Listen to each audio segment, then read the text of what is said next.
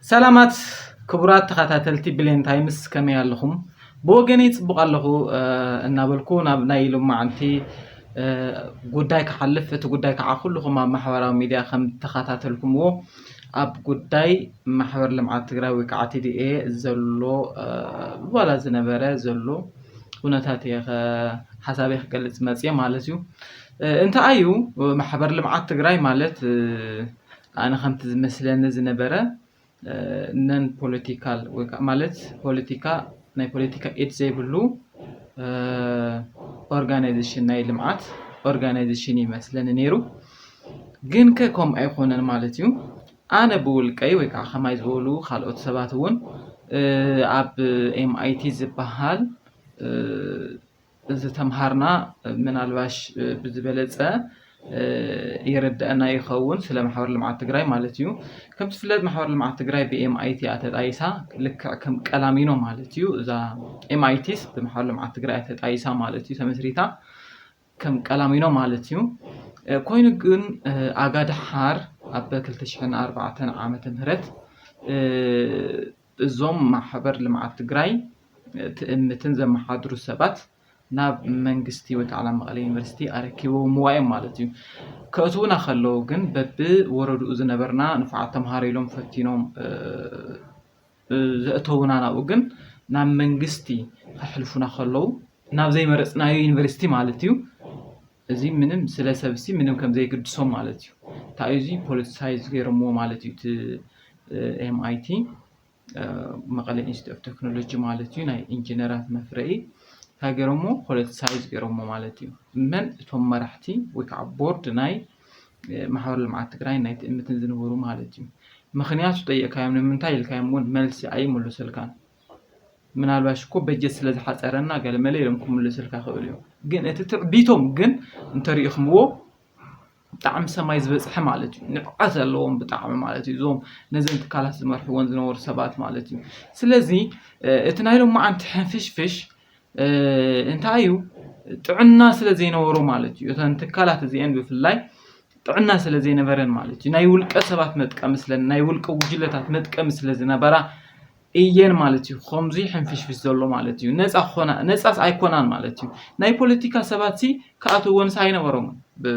بحق مالتي خم مجمريو ናይ ፖለቲካ ሰባት خم حድሩون ኣይኖ ናይ ውድባት ተወከልቲ ይኹን ገለመለ ይኹን خم حድሩون ኣይኖ ሲሉስ كpolitikaዊ ኣረኣያ ነፃ ዝኾነ ሰብ خم حድረን ሰባት خم حድሩون ከአለ መለክ ብልዎን ይግባእ ነይሩ ማለት እዩ ኮይኑ ግን ናይ ፖለቲካ ኢዳታውነት ስለዘሎ ዘንተ ካላት ያን ፍላይ ኣብተ እምትኳ ገደፍዎ ግን ማሕበር ልምዓት ትግራይ ስለንዛረብ ዘለና ናይ ፖለቲካ ሰባት ኢድ ስለዘለዎ ማኡ ዝተፈላለዩ ግጅለታት ኢድ ስለዘለዎ ማኡ ለያቡ ኢድ ስለዘለዎ ማኡ ግን ይኸው ሕንፍሽፍሽ ተፈጢሩ ማለት እዩ ብስሩውን ኣነኳ ታዩ አለዋ ተካላት አለዋ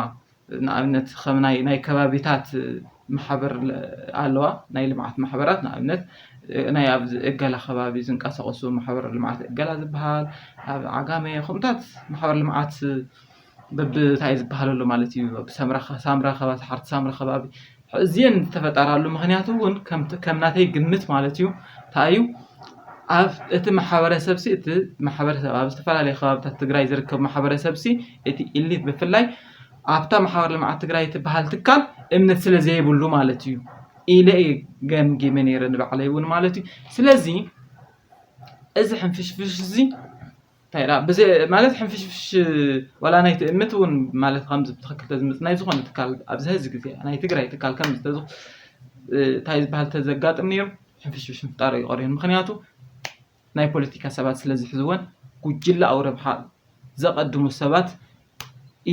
ኢዶም ስለዝእትውሉ ነዚ ትካላት እዩ ከም ዝመጽሉ ማለት እዩ ክቡራት ተኸታተልቲ ንሎማዓንቲ እዚ ኣይለ ኣብ ዝቐጽል ብኻሊ መደብ ክመጽእ እናሃለና ክቡራት ተኸታተልቲ እዛ ቻነል ሰብስክራይብ ዘይገበርኩም ሰብስክራይብ ክግበሩ ከምኡውን ነዚ ቪድዮ ላይክ ሼር ክትገብሩ ብትሕትና ኣለበወኩም ሰላም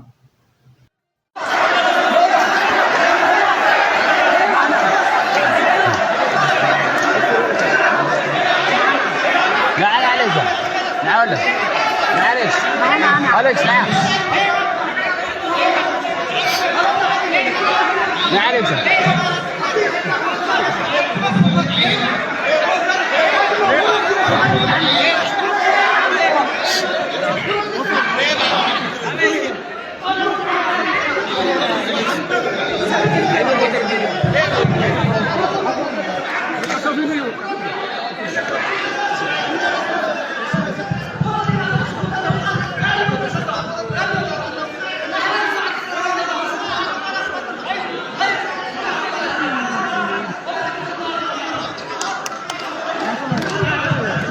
Masih